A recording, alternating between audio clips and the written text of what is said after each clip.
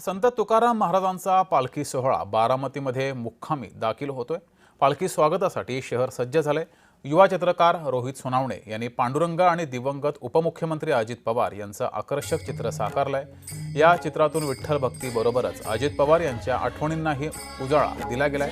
पालखी आगमनाच्या पार्श्वभूमीवर हे चित्र भाविकांचं विशेष लक्ष वेधून घेत आहे। या कलाकारासोबत संवाद साधलाय आमचे प्रतिनिधी नवनाथ बोरकर यांनी। पाहूया। तुकोबांची पालखी बारामतीमध्ये दाखल होते आणि तो सुंदर असं चित्र दादांचं काढलंय। काय नेमकं भावना आहे? दरवर्षी आम्ही शारदा म्हणजे नाही का शारदा प्रांगणला तर जातोच, पण देशमुख चौकामध्ये इथं म्हणजे हा पालखी सोहळा जे बारामती नगरीत मध्ये जे पालखी सोहळा म्हणजे नाही का एंट्री करतो त्यावेळेस इथं म्हणजे नाही का देशमुख चौकात स्वतः दादा पालखीच्या रथामध्ये स्थानापन्न होतात आणि आपल्या शारदा प्रांगण पर्यंत जिथं पालखी मुक्काम असतो तिथं दादा तिथपर्यंत जातात।